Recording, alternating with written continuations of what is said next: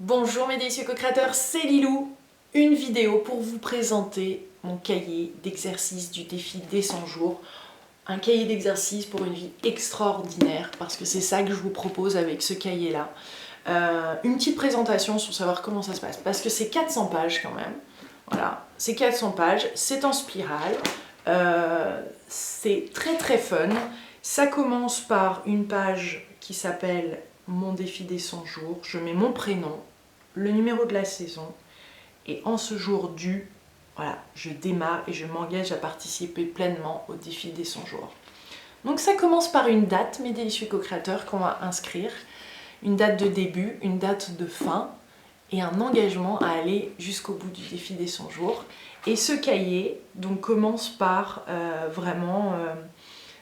une petite note. Attention, ce cahier pratique s'utilise tous les jours. Il va radicalement transformer votre vie, vous motiver au quotidien. Et oui, attention, parce que la transformation, réellement, bouscule et change une vie et change les choses. Dans le bon sens du terme, bien sûr. Mais là, comme vous pouvez le lire, quelques intentions du défi, des objectifs, peut-être de changer votre aspect physique en 100 jours, de manifester vos rêves, de se faire de nouveaux amis, de profiter du moment présent, de retrouver sa liberté financière, d'avoir confiance en soi, de vivre pleinement dès maintenant. Peut-être c'est savourer chaque instant pendant 100 jours, de prendre conscience de ses peurs et de ses blocages, d'être en amour avec vous-même et la vie, de vivre une vie authentique et joyeuse, de redécouvrir votre vraie nature. Voilà, quelques exemples d'intentions. Je ferai une autre vidéo spécifiquement sur comment créer une intention. Ici, c'est vraiment pour vous présenter le cahier du défi des 100 jours. Alors, il y a une table des matières.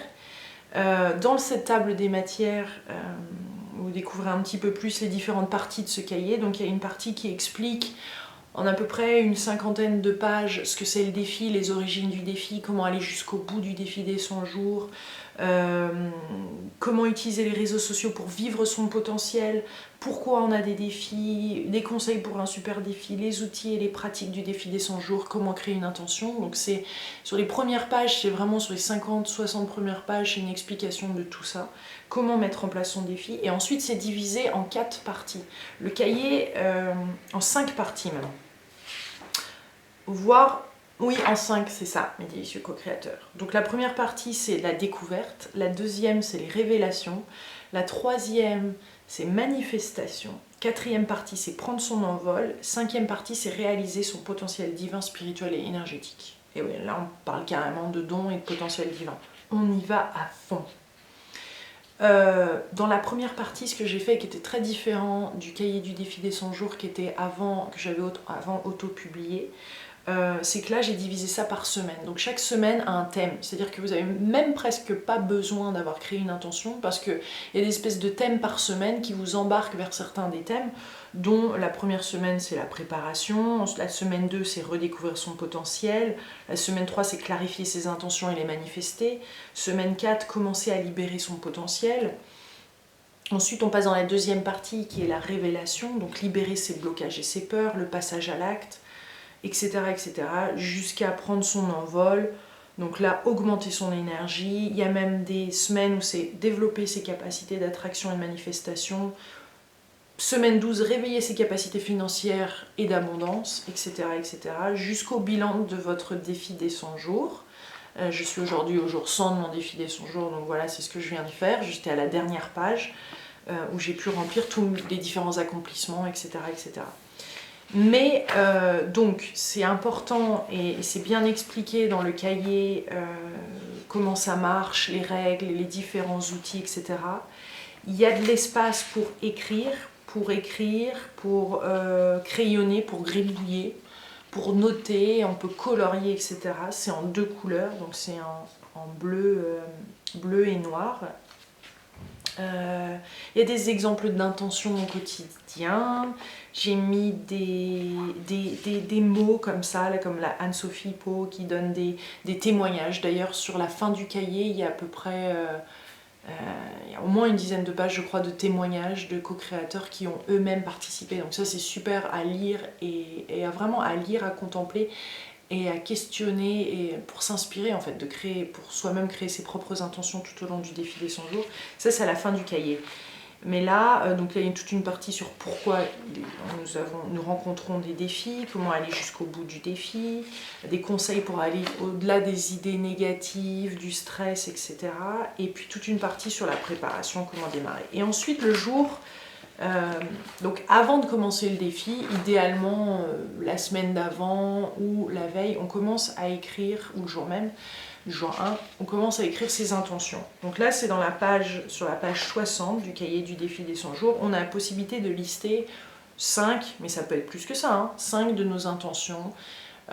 Les intentions peuvent être vastes ou précises. Une fois de plus, je vais faire une autre vidéo là-dessus. Vous pouvez créer une intention qui est de prendre confiance en vous sur son jour. Et voilà, vous pouvez démarrer comme ça. Vous pouvez même démarrer sans intention et vous embarquer comme ça au fur et à mesure des jours et des semaines. Ça va vous aider à clarifier vos intentions. D'ailleurs, il y a même une page pour revisiter ces intentions tout au cours du défi des 100 jours. Donc vous pouvez démarrer avec ces 2 pages-là vierges et ne pas savoir exactement quelles vont être vos intentions. Vous avez peut-être simplement envie de vous transformer, d'explorer votre potentiel ou que sais-je. Mais voilà, donc vous écrivez ici dans cette partie-là. Et ensuite, donc la première partie démarre, découverte, et le jour 1. Donc chaque jour, il y a vous écrivez le jour, le lieu où vous êtes, il y a cette citation. Là sur la page numéro 1, c'est une citation du Dr Martin Luther King. Montez la première marche avec foi, nul besoin de voir tout l'escalier, montez simplement la première marche. Et c'est ça, me dit ce co-créateur, c'est ce qui se passe dans le défi, c'est marche après marche. Donc là, le jour numéro 1, il y a un exercice par exemple sur créer ses intentions. Donc là, c'est bien là où ça démarre. On peut créer ses intentions ce jour-là. Il y a un bonus, il y a une vidéo qu'on peut regarder, etc. On choisit ses pratiques et à la fin de la journée, et pendant la journée, on note ce qu'on a observé tout au long de la journée, les résultats et ce pourquoi je suis reconnaissante. Tout ça, ça prend peut-être 2-3 minutes le matin, 2-3 minutes le soir. Si bien sûr on souhaite passer plus de temps, il y a moyen de passer beaucoup plus de temps et de vraiment passer peut-être une demi-heure à réfléchir, ok mes intentions, etc. ou à travailler sur l'exercice du jour, à regarder la vidéo qui est proposée. Certains jours, il y a une vidéo qui est proposée, il y a des bonus, il y a des exercices bonus. Et voilà, la semaine 1 se déroule. On va peut-être zapper des fois quelques jours, par-ci par-là. Quand je pars en voyage, soit j'emmène le cahier ou pas, mais des fois je reviens et j'ai noté dans un autre petit cahier, et après, ou même pas, des fois je vais simplement repartir vers les anciennes pages que j'ai loupées et commencer à dire ah tiens, ce jour-là, qu'est-ce que j'ai accompli, qu'est-ce que j'ai appris. Ça, on peut le faire aussi de manière rétrospective, comme ça. Et au jour 25, vous avez, et je crois au jour 25, 50, etc., vous avez cette fameuse page félicitations, voilà, vous en êtes là, remarquez ce qui s'est passé ces 25 derniers jours, faites le bilan, écrivez ce que vous ressentez par rapport à vos résultats, etc. On peut bien sûr avoir en plus un journal intime, un cahier dans lequel on va écrire d'autres choses. Il y a des pages aussi à la fin de ce cahier, il n'y en a pas beaucoup, mais il y en a quand même des pages pour écrire des notes. Mais bien sûr, on peut gribouiller tout au long de ce cahier et écrire un peu partout. Mais comme il y a des exercices qui sont vraiment sur tenir son journal, c'est bien d'avoir un journal en plus et d'avoir ça. C'est expliquer aussi ce que vous pouvez faire pour préparer votre défi. Aussi d'avoir un endroit dans lequel vous pouvez... vous sentez bien, vous êtes relax, un peu votre pièce ou votre endroit, vous savez que vous allez avoir du temps pour vous. Enfin, il y a des petits conseils comme ça pour vraiment améliorer et faire que vous allez passer un super défi des 100 jours et que vous allez obtenir des résultats et surtout explorer, continuer d'explorer, vous transformer. À la fin du cahier, donc il y a une page qui est le jour 101, voilà, ce qui se passe après.